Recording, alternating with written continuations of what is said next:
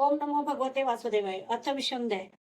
भगवान वामनांच्या विराट रूपाने दोनच पावलात पृथ्वी आणि स्वर्ग व्यापणे. श्रीशुक म्हणतात, राजन, कुलगुरू शुक्राचार्य जेव्हा असे म्हणाले, तेव्हा आदर्श गृहस्थ राजा बली एक क्षणभर गप्प राहून विनयाने आणि शांतपणे शुक्राचार्यांना म्हणाला. बली म्हणाला, भगवान, आपले म्हणणे खरे आहे. गृहस्थाश्रमात राहणाऱ्यांचा तोच धर्म आहे की ज्यामुळे अर्थ, काम, यश आणि उपजीविकेच्या बाबतीत कधीही कोणत्याही प्रकारची बाधा येणार नाही. परंतु गुरुदेव, मी प्रल्हादाचा नातू आहे आणि एक वेळ देण्याची प्रतिज्ञा करून बसलो आहे. म्हणून आता मी धनाच्या लोभाने एखाद्या ठकाप्रमाणे मी तुला देणार नाही असे या ब्राह्मणाला कसे सांगू? या पृथ्वीने म्हटले आहे की असत्याहून मोठा असा कोणताच अधर्म नाही. सर्व काही सहन करण्यास मी समर्थ आहे. परंतु खोटे बोलणाऱ्या मनुष्याचा भार माझ्याच्याने सहन होत नाही. ब्राह्मणांना फसविण्याच्या बाबतीत मी जेवढा घाबरतो, तेवढा नरकाला, दारिद्र्याला, दुःखाच्या समुद्राला, राजाच्या नाश होण्याला आणि मृत्यूलाही घाबरत नाही. मेल्यानंतर या संसारातील धन इत्यादी ज्या ज्या वस्तू आपली साथ सोडतात, त्यांच्याद्वारा दान इत्यादी देऊन जर ब्राह्मणांना सुद्धा संतुष्ट करता आले नाही, तर त्या त्यागापासून काय फायदा? दधीची, शिबी आदी महापुरुषांनी सोडण्यास कठीण अशा प्राणांचे दान करून सुद्धा प्राणांचे भले केले आहे. तर मग जमिनीसारखी वस्तू देण्यासाठी विचार करण्याची काय आवश्यकता आहे? हे ब्रह्मन, यापूर्वी ज्या दैत्यराजांनी या पृथ्वीचा उपभोग घेतला, त्यांचा इहलोक परलोक तर काळाने खाऊन टाकला, परंतु त्यांचे पृथ्वीवरील यश नाही खाल्ले. गुरुदेव, युद्धात पाठ न दाखवता आपले प्राण देणारे लोक जगात पुष्कळ आहेत, परंतु जे सत्पात्र व्यक्तींना श्रद्धेने दान करतात असे लोक मात्र दुर्लभ आहेत. जर एखादा उदार आणि करुणाशील पुरुष सामान्य याचकाची इच्छा पूर्ण केल्याने दुर्गतीला जात असेल, तर ती दुर्गती सुद्धा त्याच्यासाठी कौतुकाची गोष्ट आहे. तर मग यासारखी ब्रह्मव्यक्त्या पुरुषांना दान केल्याने दुःख प्राप्त झाले तर त्यात काय बिघडले? म्हणून मी या ब्रह्मचार्याची इच्छा अवश्य पूर्ण करतो. हे महर्षे, वेदविधान जाणणारे आपल्यासारखे लोक मोठ्या आदराने यज्ञ यागांनी ज्यांची आराधना करतात, ते वरदानी विष्णू या रूपाने असोत किंवा दुसरे कोणी असोत, मी त्यांच्या इच्छेनुसार त्यांना जमीन दान करीन. माझा अपराध नसतानाही त्यांनी अधर्माने जरी मला बंधनात टाकले, तरी सुद्धा मी यांना विरोध करणार नाही, कारण माझे शत्रू असूनही भयभीत होऊन यांनी ब्राह्मणाचे शरीर धारण केले आहे. जर हे पवित्र कीर्ती भगवान विष्णूच असतील, तर मग यश मिळवल्याखेरीज राहणार नाहीत. युद्धात मला मारून सुद्धा ते पृथ्वी हिरावून घेतील आणि हे जर दुसरे कोणी असतील तर युद्धात माझ्याकडून मारले जातील.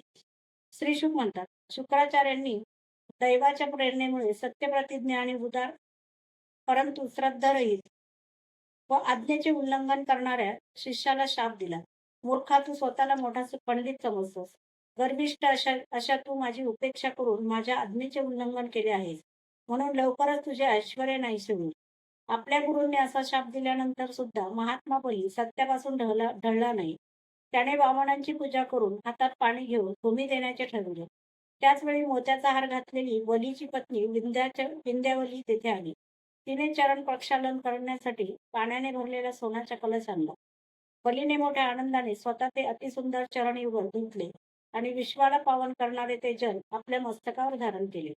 त्यावेळी आकाशातून देव, गंधर्व, विद्याधर, सिद्धचारण असे सर्वजण राजा बलीचे हे अलौकिक कार्य आणि सरळता यांची प्रशंसा करीत मोठ्या आनंदाने त्याच्यावर दिव्य फुलांचा वर्षाव करू लागले. एकाच वेळी हजारो दुदुंबी वारंवार वाजू लागल्या. गंधर्व, किंपुरुष आणि किन्नर गाऊ लागले. या दानशूर बलीने जाणून बुजून शत्रूला तिन्ही लोकांचे दान दिले. हे केवढे कठीण काम केले. त्यावेळी एक मोठी अद्भुत घटना घडली. अनंत भगवंतांचे ते त्रिगुणात्मक वामन रूप मोठे होऊ लागले. ते एवढे मोठे झाले की पृथ्वी, आकाश, दिशा, स्वर्ग, पाताळ, समुद्र, पशु, पक्षी, मनुष्य, देव आणि ऋषी सगळे त्या रूपात सामावून गेले. बलीने ऋत्विज, आचार्य आणि सदस्यांसह त्या समस्त ऐश्वर्याचे एकमात्र स्वामी असलेल्या भगवंतांच्या त्रिगुणात्मक शरीरामध्ये पंचमहाभूते, इंद्रिये, त्यांचे विषय, अंतःकरण आणि जीवांसह हे संपूर्ण त्रिगुणमय जग पाहिले. इंद्रासारखी सेना असलेल्या बलीने विश्वरूप भगवंतांच्या चरणतलामध्ये रसातल, चरणांमध्ये पृथ्वी, पिंढऱ्यांमध्ये पर्वत, गुडघ्यांमध्ये पक्षी, जांघांमध्ये मरुगण, वस्त्रांमध्ये संध्या, घोर गुह्यस्थानामध्ये प्रजापती, नितंबामध्ये आपल्या सर्व असुरगण, नाभीमध्ये आकाश, उदरस्थानी 7 समुद्र आणि वक्षस्थळांमध्ये नक्षत्रांचा समूह, हृदयामध्ये धर्म, स्तनांमध्ये मधुर आणि सत्यवचन, मनामध्ये चंद्र, वक्षस्थळावर हातात कमळ घेतलेली लक्ष्मी, कंठामध्ये सामवेद आणि संपूर्ण शब्दसमूह, बाहूंमध्ये इंद्रादी समस्त देवगण, कानांमध्ये दिशा, मस्तकांमध्ये स्वर्ग, केसांमध्ये मेघमाला, नाकामध्ये वायू, डोळ्यात सूर्य आणि मुखामध्ये अग्नी, वाणीमध्ये वेद, जिभेमध्ये वरुण, भुवयांमध्ये विधी आणि निषेध, पापड्यांमध्ये दिवस आणि रात्र, कपाळावर क्रोध, खालच्या ओठांमध्ये लोभ, स्पर्शामध्ये काम, वीर्यामध्ये पाणी, पाठीमध्ये अधर्म, पदन्यासामध्ये यज्ञ, सावलीमध्ये मृत्यू, हास्यामध्ये माया, शरीराच्या रोमामध्ये सर्व प्रकारच्या औषधी, नाड्यांमध्ये नद्या, नखांमध्ये शिळा आणि बुद्धीमध्ये ब्रह्मदेवादी देव तसेच ऋषीगण पाहिले. अशा रीतीने वीर बलीने भगवंतांच्या इंद्रिय आणि शरीरामध्ये सर्व चराचर वस्तुजात पाहिले.